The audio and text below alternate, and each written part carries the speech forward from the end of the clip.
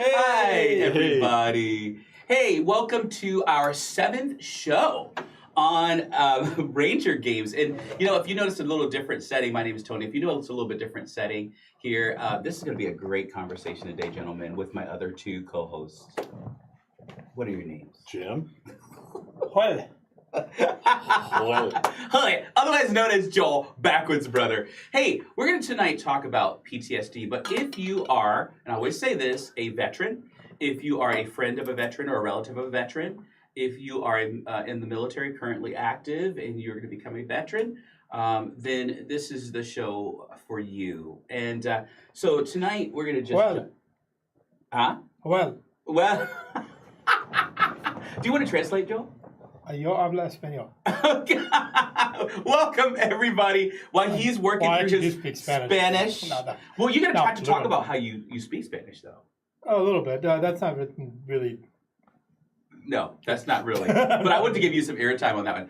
So, hey, just a really big, and Jim, you're going to share a statistic yourself, I thought. But I'm going to share a statistic really fast. When we talk about PTSD, that is post-traumatic stress syndrome or disorder. And also, if you want to go back a little bit, it was what we called back in the day shell-shocked. That's the way PTSD started, and it was limited exclusively to those in the military.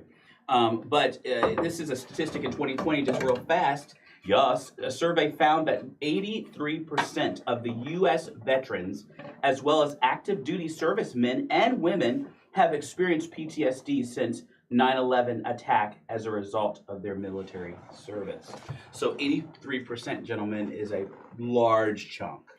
Definitely. Well, the big thing to remember about PTSD is this PTSD to you, to me, it's going to be a completely different thing. Absolutely. Yep. And it's not something that you can quantify. It's a qualification, but not a quantification. So, just because one person may end up when the military does to quantify it, they may give, if you had PTSD, they could give you 100%. Right. And me 70, and whether you've seen combat or not, it doesn't matter because it's a qualification, and it's depending on how that qualification or how it's affecting your life is really the big thing, is what they look at. So. And they've just changed the whole rating scale, so they've actually gone down to 0%. The people that are able to work and do things, all the way up to what Joel said, up to 100%, which hasn't been the case in years. So they have broadened the spectrum, I guess, to open up PTSD as a claim. So you had a statistic actually that I did. That you would share. Yep. Yeah, Tony and I were talking about this before the show. It says, how common is PTSD? Are you okay? Oh, I was just putting the leg up. You have a leg up on things. Leg up. About 3.6% of adult Americans, about 5.2 million people, have PTSD during the course of a year, and an estimated 7.8 million Americans will develop PTSD at some point in their lives. I have a question with that, gentleman. Why do you think that is? I mean, not just military, but why do you think that is when we talk about civilians? Well, you have law enforcement, you have firefighters, you have first responders, nurses, you have people that see things that, to me, what you see in a movie, that's really not true. But when you've seen things in the line of duty or in the service and heard about things, and, it affects people a great deal. I'm glad you brought that up, Jim, really fast. Our show is open also to you, the viewer. So I have our producer on the other end of the wall here, ready to take your comments. And Brandy. Brandy, give her a shout out. Feel free to interject. And we're going to talk about PTSD. And I know for you gentlemen, one of you may have had something to talk about. And I always say this in counseling, for me, it's not my story, it's your story. So you can share your story, and anytime that you don't want to share your story, you don't have to. And that's the cool thing about your story, it's yours. Well, yeah, definitely. And so let's just, I want to be clear to everybody watching. We're not going to go through a counseling session here. We want to share some stories, but if you need someone to talk to, we do have a number for you. I want to pop that up right here in the beginning of it. right there. There it is. Apparently, there's other stuff behind it. 988. And I don't want to know what the picture is behind it, but hey. What is the picture behind it? No. That's not supposed to be on the show. What is that? Somebody in crisis. Good one, Brandy. Wow. Not on purpose. Not on purpose. Hey, those are happy little accidents. We were having a little bit of a technical snafu beginning, but we thought we got it sorted, but apparently. But the most I missed important one. thing is 988, isn't it? 988, yes. Yeah. 988. Okay, but so I served 2009, 2010 in Afghanistan. I was about a little under a year and a half. Did an extended tour. Was there for about maybe a third of that extended tour before I had to come home for my wife. In the course of that time, I honestly don't know the amount of patients that I treated. It was a lot. Mass calves, 70 plus people at one point. Anywhere from treating people that had gunshots, IED explosions, to someone who had, seized back or something because he ran too far, or someone with a stomach ache because they ate too much of the chow hall. It really was a big wide range. I treated a whole lot of civilians or local nationals, they call them there, from anywhere from just general illnesses to they stepped in mines to being abused. Kids dipped in hot oil, women set on fire, women beat half to death, things like that. It was very common. Kids abuse is very, very common there. So I've seen a lot of different things over there, and treated friends that were hit IEDs and things.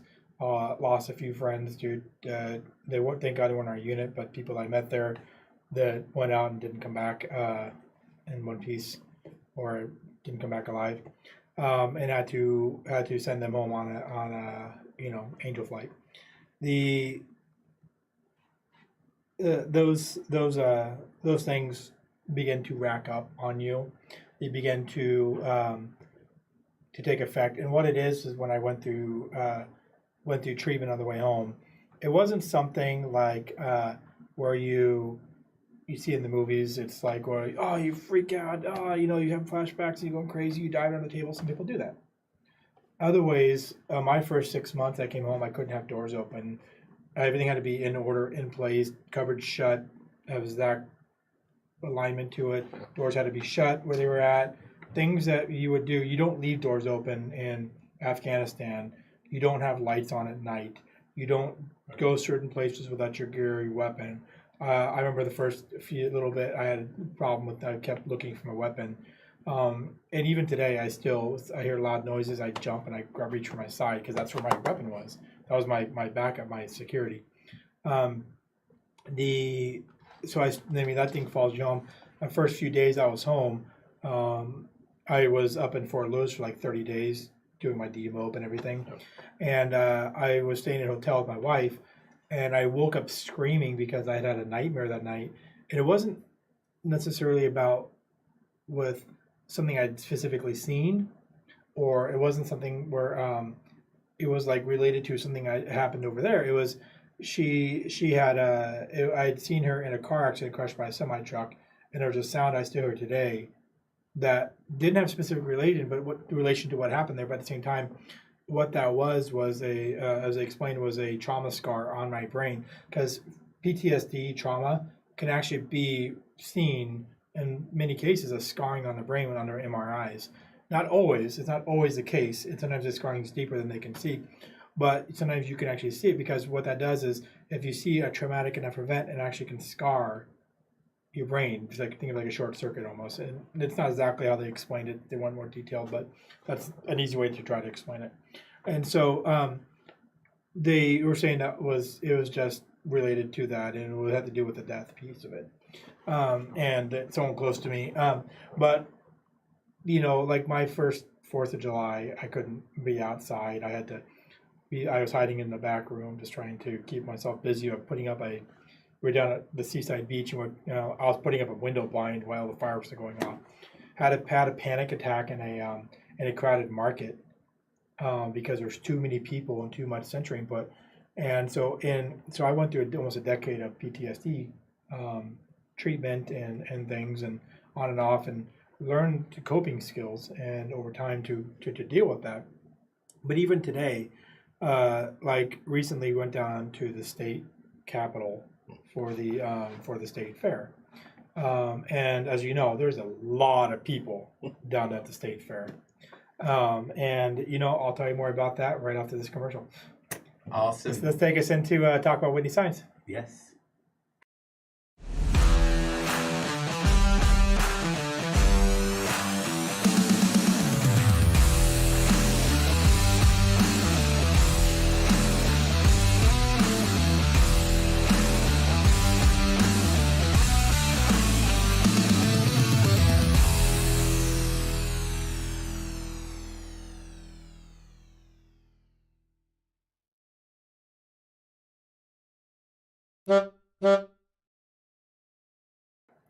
Hey guys, welcome back. Thank you for that quick break there.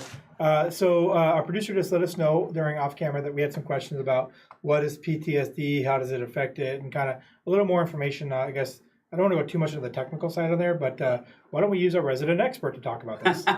He's telling me to keep it down a little bit on this one, but PTSD is short for post-traumatic stress disorder. Actually, now they're looking at PCS, which is post-traumatic stress.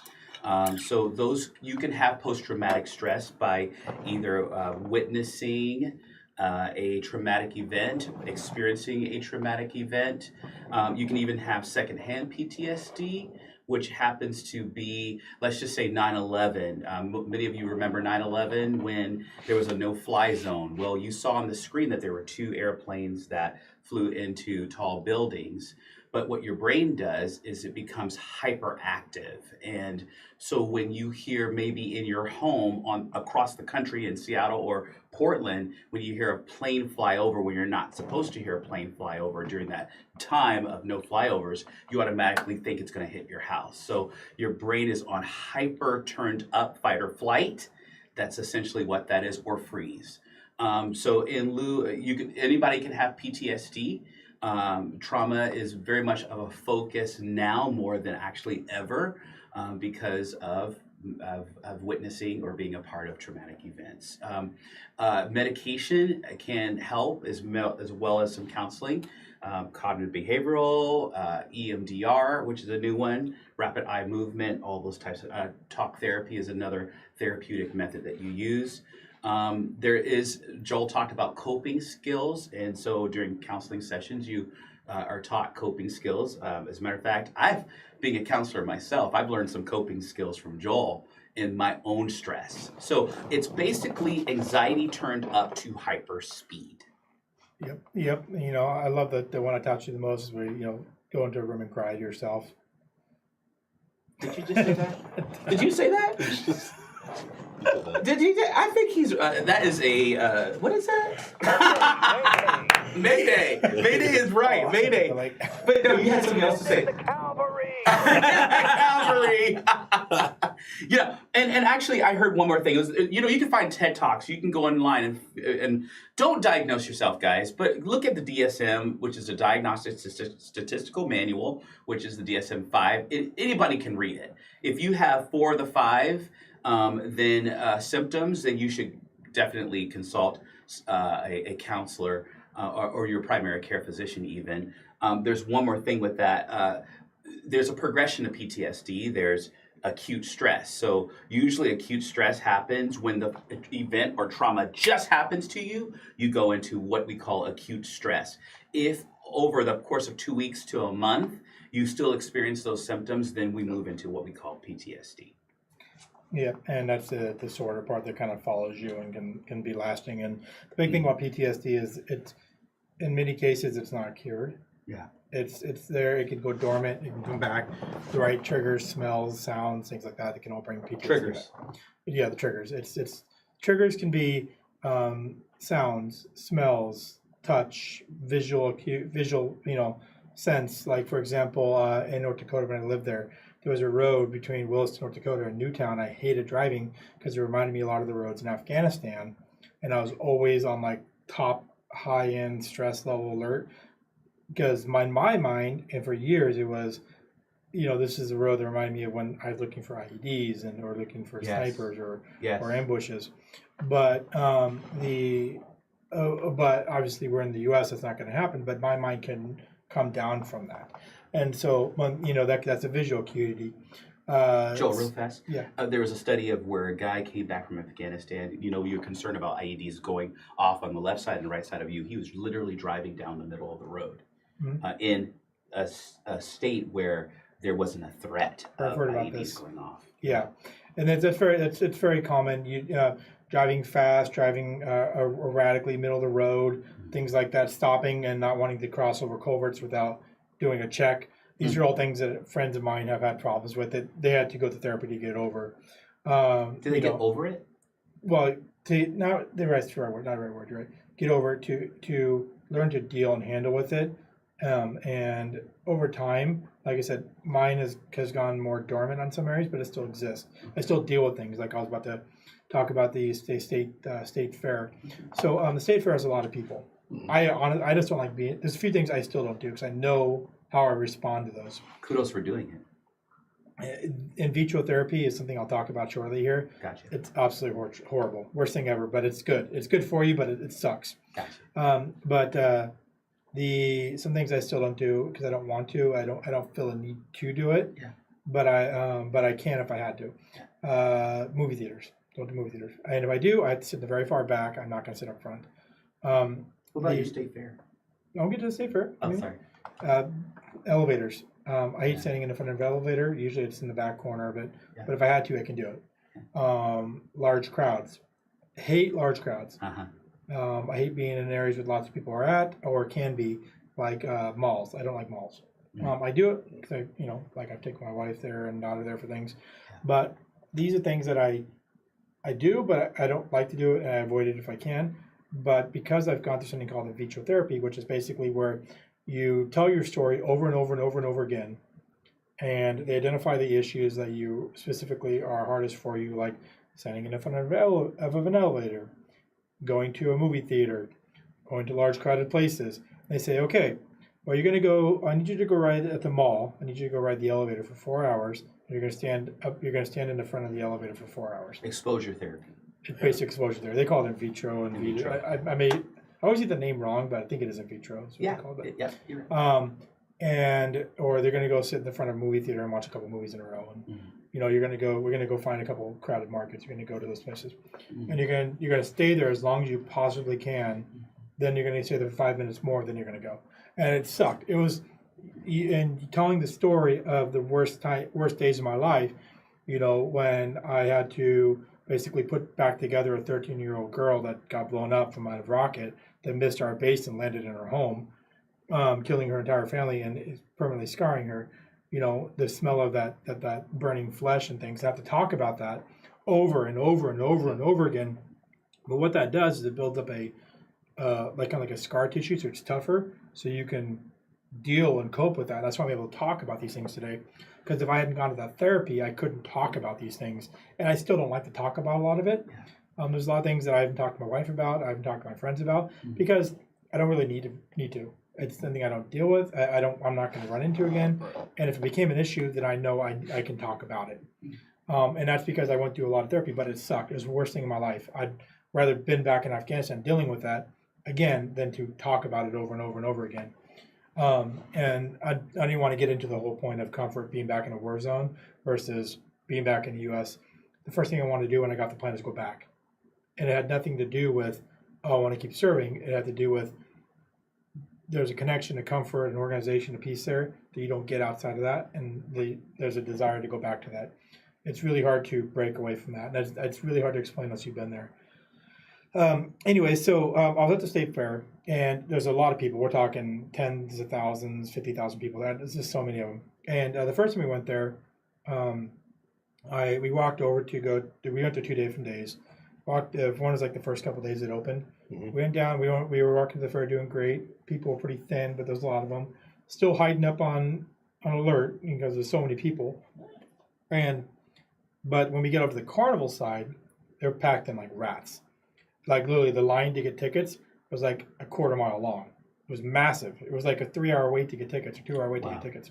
Wow. So I wasn't going to sit there in line for that. And there's so many people. And my problem is I've learned to deal with a lot of people around me, but my senses are like on 11 because I'm looking at people, I'm hearing people, I'm listening to sound, seeing smells, everything coming around me all at the same time, and I'm trying to take it all in and pay attention to it because I can't not.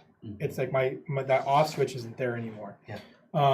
And so, but when it gets too much to me, is my wife knows when I say there's just a lot of people here or there's too many people here, things like that. She knows what that means. Code is we need to go somewhere else soon, like V-line to somewhere with less people, or I might start having a panic attack. And the problem was not the people necessarily. There was a lot of them. I was like I said, I was at my limit. So when he started bumping into me. Yep. That was too much sensory overload for me to do. And I'm like, okay, we got to get the hell out of here. And so we went there. We would try to go back a week later when there was less people, but there was still a ton of people there. Got our tickets. We went back and forth through the fair. It started to become afternoon when people were showing up and things like that. But we hadn't gone to some of the big rides. And so we're trying to like use our tickets up. My daughter had a little bracelet thing, trying to use it as much as we can. We're sitting there in the twirly, whirly, spinny thingamabob. They love it. I didn't go on any of the rides because I may have been carrying my concealed weapon with me, and I didn't want to get on any of the rides with that. It's just I didn't want. It just didn't feel like it was good. Quick question. Yes. Was that the only reason? Or That was my main reason is I was carrying and I didn't really. I tried to go through one fun house and there happened to be a slide there, and because my pistol was in my side, I got caught and stuck in the slide. I had to scoop my way down because I was too wide. And things like that is my reason. I just didn't. It just wasn't comfortable to do it. Right. And so I didn't go on any of the rides, and but I'm there, and I'm like, I've been standing for hours at this point. I wanted to go sit down. I just needed to go to a bench somewhere. So I go sit on this bench, and Brandy and Riley are in the line almost there. I'm sitting on the bench, but I'm sitting in the twirly whirly spin thing is right behind me. There's to the right. There's some big loud thing going on. People everywhere screaming, mechanical noises, banging, everything else all right in my ears. Boom! That was the point where I started breathing heavy, and I just closed my eyes, and I'm starting to hear the screaming, and I'm starting to disassociate, and my mind's starting to kind of go back. I opened my eyes again, and I just remember I checked out. I don't know how long I was checked out for a minute there, and then I heard Brandy calling me, and I immediately jumped up and walked over to her, and it kind of pulled me out of it real quick. But I was this close from going full bore panic attack on there because this was just too much. She recognized this. She went on the ride. I went to a better area for a minute. Did she call you because she recognized it? I don't know if she called because she recognized it or because she needed me to come over and take a cart from her. Gotcha. I think she said she may have started. She knew I was having trouble, so they went on the ride because they were in line. They've been waiting. I took her cart, went off to the side. Was a little less busy, a little less noise. They did the right thing. I was watching them, trying to take pictures, get myself a mind off anything about that. And they got done, got off, and I didn't say anything to Brandy because I didn't want to ruin their ride, but she had already recognized my issues, I think, at that point, because we went around and we just kind of left the area at that point. When I say left there, I mean went to a less populated area of the park and continued from there. So I know we've had a lot of stuff come in, but this has been over a decade since I've left Afghanistan. Keep talking about that, but I was going to say disassociation, guys, is literally leaving your space.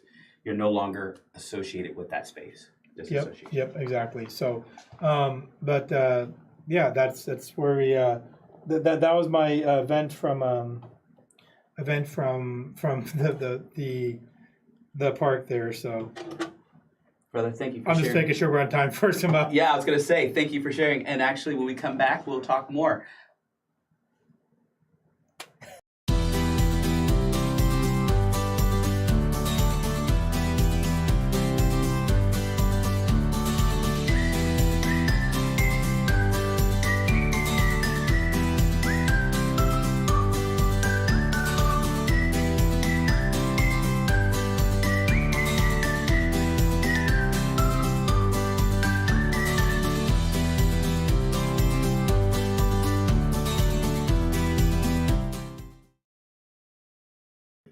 Hey, I think Jim is dissociating, so you need to come back into the conversation, man. So Let's see. Not in the service, but definitely in my job, best job I ever had. Yeah. Did witness a lot of traumatic, significant events. People drown in front of you. Things like, let's see, people coming to work and committing suicide off duty. Things like that law enforcement have to deal with. I told Joel this, I don't know if I told you this, but, we go until a mandatory age in law enforcement, and then they kick us out because you don't want to carry a gun and badge too long in your 50s. And two of my close friends have already passed away before age 60. And, it kind of weighs on you. Both of them were service members. One was a Navy corpsman. The other was a combat Army Corps of Engineers. And it's just like, wow, we were just working a few years ago, and they were just a few years older than me, so it weighs on you, definitely. Let's see, things like, people getting into accidents, responding to, an accident scene, or San Diego police or the California Highway Patrol not able to get there. And then you get there and you're like, well, they didn't teach us that in the academy. Now we have to call, not necessarily an ambulance, you have to call the coroner. Nobody's alive. We got to make sure that we, get traffic to one lane or whatever. And, we were agents, we weren't police officers. And, this is not what we do, but, it's things like that, and then, okay, go home. At the end of shift, you work your 10 hours. And back when I started, there wasn't a lot of counseling, or what do they call it, employee decompression, or no, but it was something that management set up to help, counseling type thing. But management had access to that counseling, so agents would not go and talk to that employee assistance program. They would not go and talk to it because they would just call up and say, hey, well, what did my guy say on midnight shift? How is that ethical? We just went through a traumatic event, so we would a lot of times go outside of the agency. And again, this is a long time ago, so things have gotten better, and guys get help. Better with confidentiality. Well, I mean, you go see another doctor. You go see a therapist, or you go and see a psychiatrist, whatever. You go and you do that. Plus, there's so many other people at work that have been through those things. Like the two guys that have recently passed. One was last week, and the other one was in July. Those guys I just leaned on, even through my divorce. Those two guys were rocks, absolute rocks, and it was easy with the two of them. You talk big about a support system in any situation. Definitely. Because they had been through it before, both of them. Things, what happened to them in the military, where they were treating people. One was a Navy corpsman, or one guy was blowing stuff up, as a Corps of Engineer, getting somewhere and have to, lead the way that way, and then to take another job, wear another uniform and serve their country. They were, real proud guys,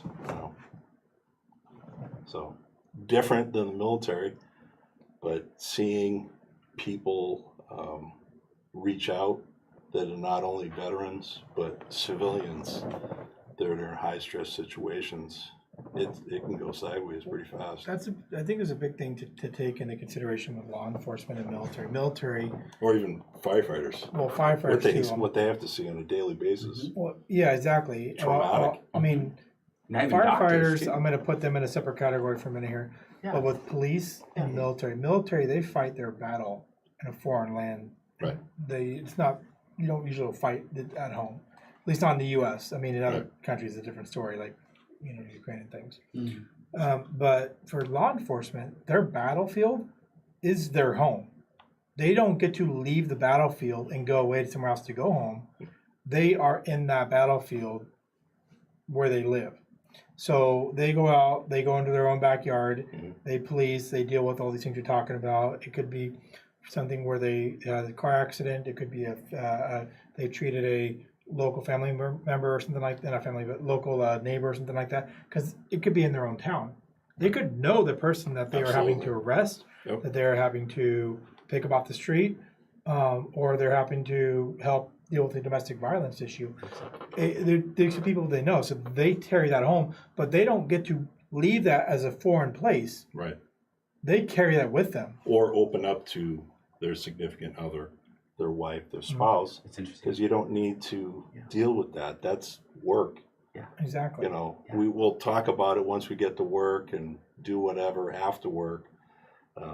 Not necessarily alcohol, but just, you know, on the weekends, barbecue and stuff like that. And then the kids or the wives would come over and conversation would change. Yeah, let's go in the pool. Yeah. You know, you're like, and it was unfortunately commonplace. You're like, did you see that guy fall off the cliff? That was unbelievable. And then someone would come over and say, oh, hey, can we get another hamburger? And it was like, yeah, sure. Yeah. It was the conversation would change that fast. You talk about work, and then, oh, you want a burger? Yeah.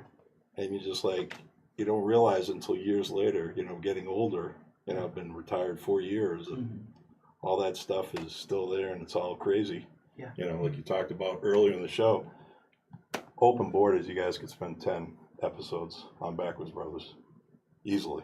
Yeah. How Well, you porous worked the on borders. Yeah. I mean, Exactly. it's just, That's a big thing. Someone asked about it. That's a big thing. Yeah. And I know that in the previous show they touched on it, but I mean it's a big deal. Now you talked about firefighters, and that's a whole other thing, because a firefighter in most cases, unless you're part of like a larger county fire department where you might be across the area, in most cases that fire department, volunteer or otherwise, it is your own backyard. It's probably more so than even law enforcement is, and so you're treating or you're responding to someone who's not, no matter what you respond to in that area, they're not having a good day. Law enforcement may be responding to someone who might be having maybe a bad day, or even an okay day is fine. But when when the fire department's showing up, there's never a good day. Someone's sick, hurt, injured, something bad is happening. Right. So, Right, gentlemen. Before we get to some audience questions, my quick story is I don't have PTSD, but I used to be a church pastor, and there was a police officer that came to our church with his wife. And if you know anything about our church, it was a very huggy church. People came up and gave you a hug when you first got there. Very friendly, very touchy. Yeah, right. And so this gentleman with his family, this police officer with his family, came to the church. And as being the pastor and also being visually impaired, I'm tactile, so I gave him a hug. And it happened once, and then for the next few weeks, I didn't see him. He didn't come back to the church. And so here I am, small town, speaking of that, small community. I saw his wife, and I said, hey, I haven't seen you guys at the church lately. And she goes, can I talk to you about something? I said, yeah. Automatically, when can I talk to you about something, you automatically think, oh my gosh, I did something. Well, I did. When I gave him a hug, it triggered his PTSD. And it made sense to me because she said this, and I'll never forget it. She says, people that walk up to him when he's on the job don't want to hug him. They want to kill him. And so when that happened, even though he trusted you, and he trusts you, in his turned up mind of fight or flight, he didn't know what else to do but to freeze. you broke his bubble. He broke his bubble. Because like Joel mentioned about the going to the handgun. Yeah. You still might be looking for it at church, and then when someone comes up, you're doing this 8 to 10 hours a day. Yep. Keeping people at distance. Yes. Except for family members. Yes. Not that you're not a family member, but that wasn't intentional. Yeah. But that's the reality of breaking this. Fear has a face, and it's not yours. In this case, it wasn't my face, but fear had a face for him. Mm-hmm. And so actually what I did was I went up to him, and when I had a chance, and obviously I didn't hug him, but I went up to him and I said, sir, you know what? I want to apologize to you. It's called humility, guys, and understanding that other person. I said, I want to apologize to you. I'm more educated now than I was before, so thank you for educating me. And I carried that straight through. Yeah. So. Just a little bit of a story. Any questions really fast? Producer. Do you want it in your ear or over the... Over the thing. Okay. John Nieder said, I thought my PTSD was gone and done 50 years ago until the great masks BS came up. I put on a mask to see my doctor and had a physical and mental meltdown. It wasn't until that night when nightmares returned that I realized what happened. I can't wear a mask. Yep, I can't wear a mask either because I can't wear things in my face unless if I'm holding it physically. Like if there's something in my face, if I have a physical control on it, that's okay. But if I wasn't controlling that, too much sensory input there, and I started to have panic attacks. It's a sensory overload for me. That's what it is. And a loss of control. I mean, the control on it, yeah, but I think that the control allows me to remove when that sensory overload gets too much. I can remove it from my face. When I'm not controlling it, that sensory, I don't have that ability. So at least in my mind, that's the way it goes. Yeah. So that's why I can't do it. Yeah. So, but yeah, I completely understand that. What else we got? Thanks, John. Shelby asked, do you guys have PTSD? If yes, how did you overcome that?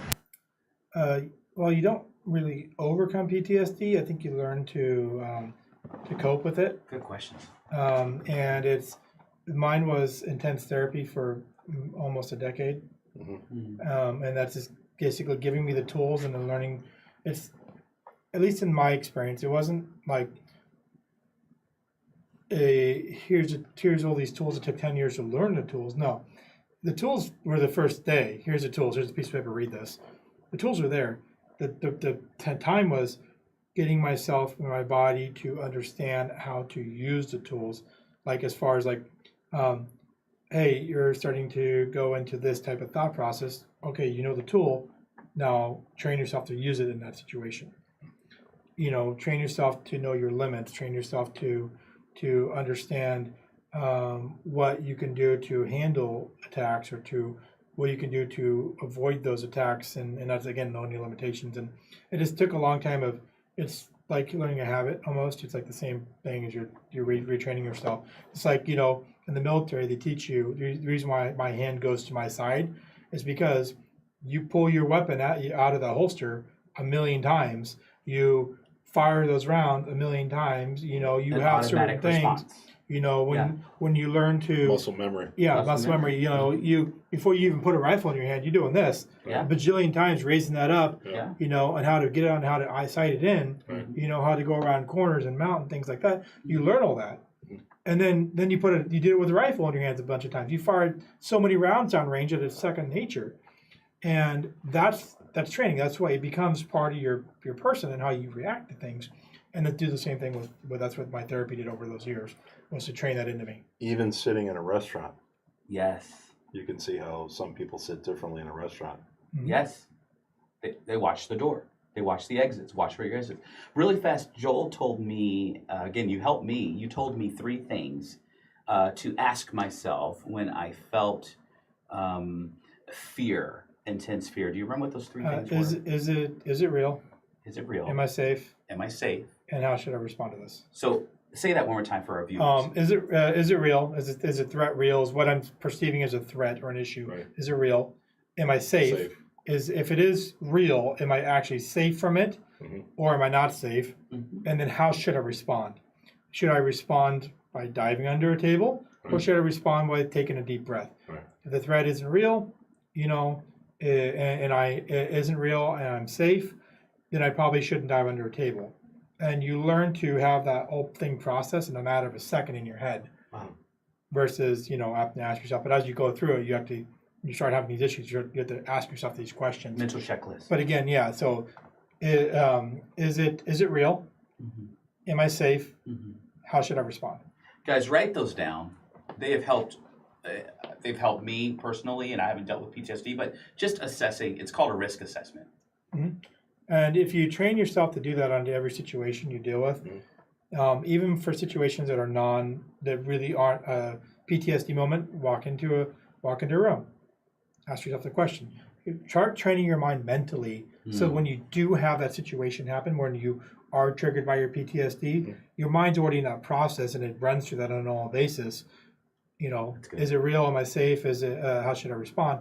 Those three things are kind of just happening, and then you deal with PTSD better, and then know your limits.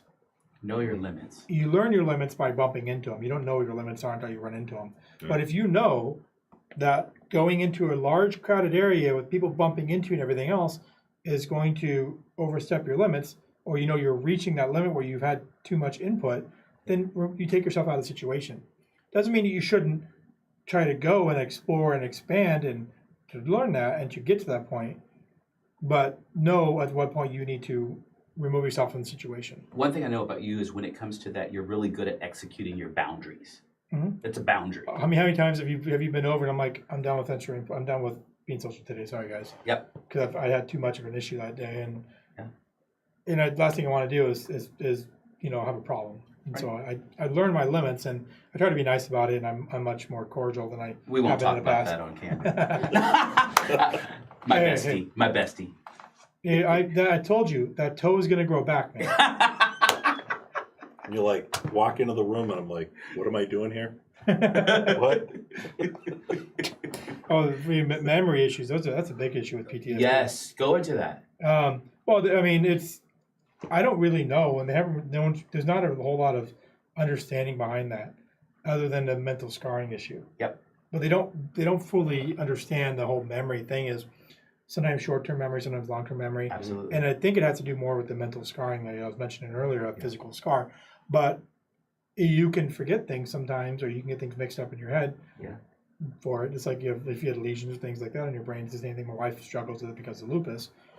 I have issues with PTSD. We're just screwed from all around, aren't we?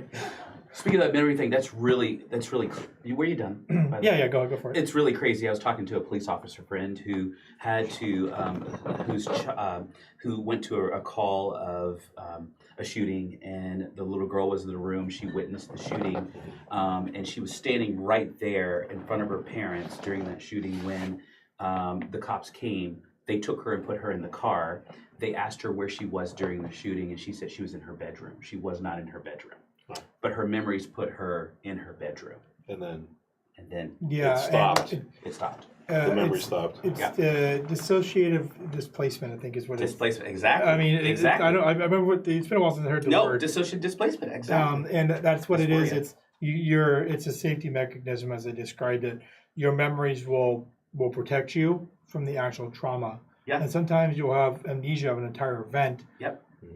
Because your brain's protecting it. They could draw that out through. There's different ways to do it. They've tried, and some people do it through hypnosis. Some people do it through just talking about it. Tap therapy. I haven't tried tap therapy or anything like that. So, Yeah. But they have taught me some things that for relieving stress to a physical response.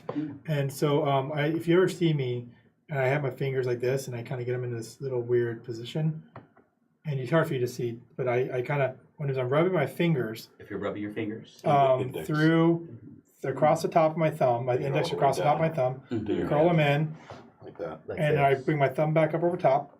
This is just what everybody's a little bit different. This is what I do. Uh-huh. It's just a rubbing motion. And what that's doing is I'm trying to push the physical stress of what's going through my brain out into a motion of my hands to temporarily relieve that stress long enough to get me through. I love Doesn't always work, but it's just a way to try to remove that out. And it's just this thing you'll see me do it, and sometimes you'll see me hold it, and I'll tighten up a little bit. Yeah. It's trying to push that physical stress so I don't overload myself. But it's a short-term thing that I've learned over time, and that they taught me. It's just like I said, it's a physical displacement of your stress, and then I can, that's what gets me through short-term periods, and then I move on from there. So Viewer input. yes, your input. What do you got? Well, technically, we're running out of time here, so I'll give you a couple questions. Okay, so there are a couple more. One of them that I thought was really good was from William Kincaid, and he says, are there levels of PTSD, or does everyone have the same kind of PTSD? And then another one from Antonio was, can you share with us your worst moment of PTSD acting out, basically, and how you faced it? The levels of PTSD, and I mean, you could back me on this one, Tony. I mentioned it earlier. It's not really quantitative, means that you can't really put a number or a level on it. It's qualitative. So I may see somebody shot right in front of me and die. You may see somebody shot in front of you and die, and you may see somebody shot in front of you and you die. I might be okay with that. What doesn't affect me at all, or maybe have a little bit of an issue. You may laugh at it, and you might go home and cry. Everybody's different. It's the same event, potentially same trauma, different responses. Three different responses. It's a qualitative or it's a subjective type of response because everybody has a different mind, different brain, different culture, different understanding, different background, and so there's no way to compare them physically. It's impossible to give it a number. I love what you said. As a mental health therapist, everything you said was totally right on. Culture and all, it does. And PTSD won't look the same to a refugee as it does to you. Exactly. So there are those. If you're looking for levels, DSM does make a mild PTSD, moderate to major. But again, like you said, how it's you subjective. fit somebody in there. Yeah. Exactly. Yeah. And so that's I do feel for the those who in the VA who have to try to put a number to that because how do you? I mean, they put it's for insurance purposes. They put symptoms and signs and things in there. You try to match up and how much does it affect your life and things, and they do the best they can. But in reality, it's it's your best guess based upon what someone else is feeling, based upon what they tell you. Yeah, that's a good question. And God, the worst one. The worst one of PTSD or the worst one that caused. I mean, that's. I think he's more asking what's the worst episode. Worst episode I've had. I mean, I went through a period for almost a year where I didn't really want to come out of my room. I mean, I did for the absolute needs to like do some work and things, but I really didn't leave the room much. I mean, I developed a mobile app during the time I was sitting there, programmed a whole lot from the computer. But yeah, I mean, Brandy, I'm sure if she was actually physically here, talk more rather than talking from the voice of God. Producer, she could tell you all about that. But yeah, it was a hard time for us because we were barely scraping by, and I couldn't get myself to leave the room enough to be productive because I didn't want to be around people. I didn't want to deal with life. I wasn't sleeping normally. It was a really bad period of time, and that's when I pushed myself way too far past my limit, and I was triggered just one thing after the other, and it just cascaded. And finally, honestly, I don't even remember what really broke it out, but I broke out of it at some point. Really? Yeah. Now things are much different for me, and I know my level, and I keep my buffer zone quite well at that point now because I don't ever want to get to that point again. But that was it. It wasn't diving under a table in a single incident. It was a long-term effect. So, Jim, anything for you? No. You mentioned something about staying inside your room and isolating. So a lot of times what's comorbid, that means together with PTSD, is depression.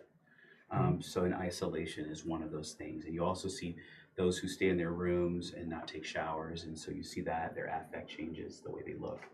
So it's usually a dual diagnosis. Well, what I told Brandy after the state fair incident was I just want to go home and just hide from the world for the rest of the weekend. Yeah. The best thing that's ever happened to me was work from home. Here's a question. So if you have a support system and they see you hiding in your room, is it beneficial to give them a call? Do they want to call? Do you want to call? How do you? It's a situation by situation. At least for me, it is. I don't know about everybody else. Sometimes getting people in there and talking to them and getting people more around is a good thing. But other times it's like, all you can do is you might piss them off and annoy them. There's no good way to say how you're going to feel in every situation. It's just kind of fill it out and use your best judgment. One more quick question with that, brother. I hear that when you have a relative or a friend who's going through an episode of PTSD, the worst thing you can tell them is you're going to be everything's fine. Everything's fine. You're going to be. Is that a trigger for some? Don't. At least for me. I mean, for me, reassuring me it annoys me. I'm already feeling vulnerable by the fact you even know that I'm having an issue or something. To say, to try to reinforce that opens that up because that's a big thing, at least about. I mean, Jim backed me up from non-military to military to law enforcement. Is vulnerability is something that you don't expose yourself to because one is it's exploited, especially in the military. But at the same time, you have to learn to shut that piece of you out in order to get the job done. If you're vulnerable, that means there's more emotion and things like that. Right. That if that raw emotion is there, at least in Afghanistan, and I can almost guarantee it on the law enforcement job, that gets in the way of thinking of reacting. Thinking gets in the way of reacting. You might not pull the trigger, respond quickly enough according to your training, and you could cost your friend your life, someone next to you your life, or you could cost you yourself your life, or maybe even a civilian or something like that. I mean, like when it comes down to a shoot no shoot situation, it has to come right back to muscle memory and training. To do I pull the trigger or not, or do I drive through that potential zone? When an IED hits a vehicle, do you know what the driver behind is trained to do? Not to stop, not to back up. It's to hit the gas. It's to hit the gas. Because you got to push that vehicle that just got hit. If one goes off, the other one's going to go but not only that, that vehicle went off in a kill zone. Right. You got to push that vehicle out of the kill zone because you're saving. You might be saving the people in front of you's life. Gotcha. Now I don't know if that's the same way it was when I was in, and that's what it was. The IED goes off, you don't hit the brakes, and that's what your immediate response is: hit the brake. Of course. Yeah. You hit that gas and you go through. Now I'm sure they changed tactics a lot because the enemy would learn the tactic and then they would exploit it. Gotcha.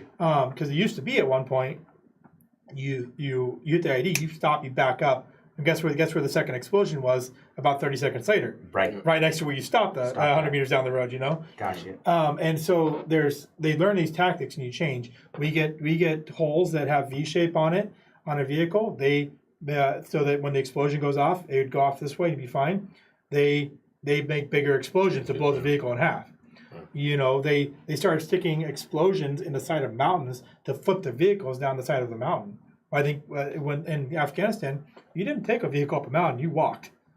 It's because it's more dangerous to take a vehicle up because you have it's a larger target. you have 8 to 10 guys in a vehicle, and you flip that thing down the mountain, they're probably all going to die. Yep. Whereas an IED goes off, and you have guys that are spread out 25 meters apart or 25 feet apart. Yeah. Whatever it might be your formation is. If you're tight formation, it's usually because you're in a small area. But if you have room to spread out, you might take out 2 or 3 guys, but you're going to save the other 7. And so everything's different situational wise in that scenario. So where was I going with this? No, that's okay. You're on a roll. You got me going in a place that I don't even know what to answer one of your questions, when in law enforcement, when a traumatic event happens, we generally talk about it, and a lot of times there might be 1 or 2 people that might not make it to work the next shift, and that's acknowledged among a lot of us. So if it goes to 2 days or it goes to 3 days of that person not coming to work, it's pretty obvious that there might be an issue. Okay. So we would make sure that we would drive to that individual's house and check on them. It could be midnight, it could be 3 o'clock in the morning, it could be 7 o'clock in the morning, but just to make sure, try to call, see what's going on.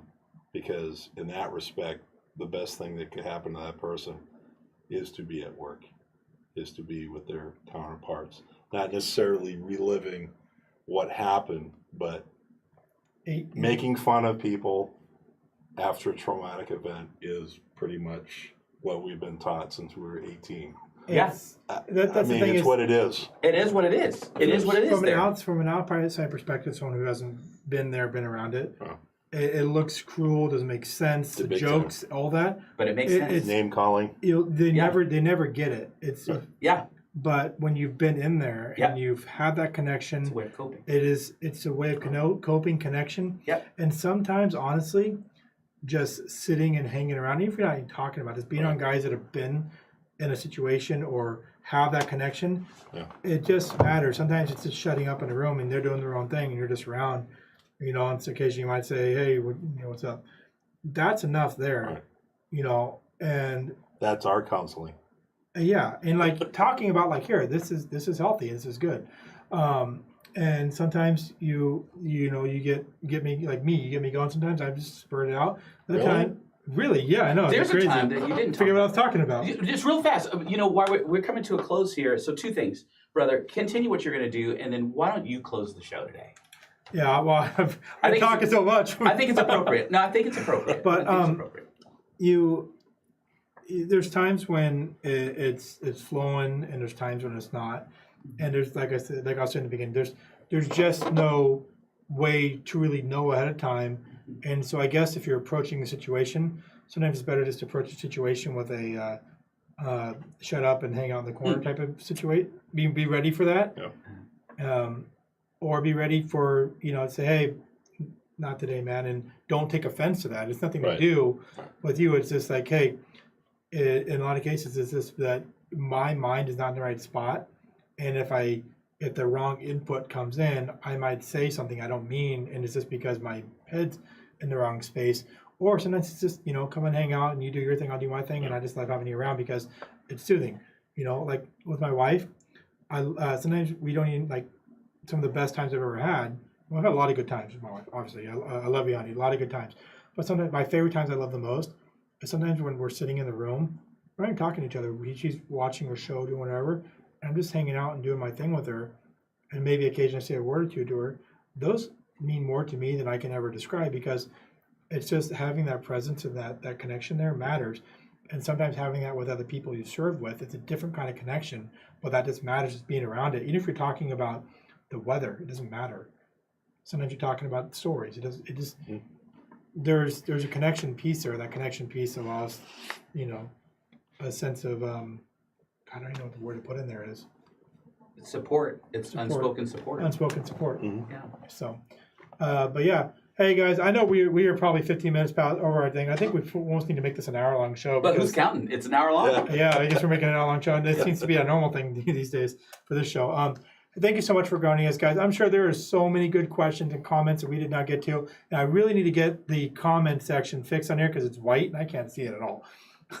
That's on the top of my list. Don't let me forget, producer, to help you fix that. Just some housekeeping stuff. Yeah.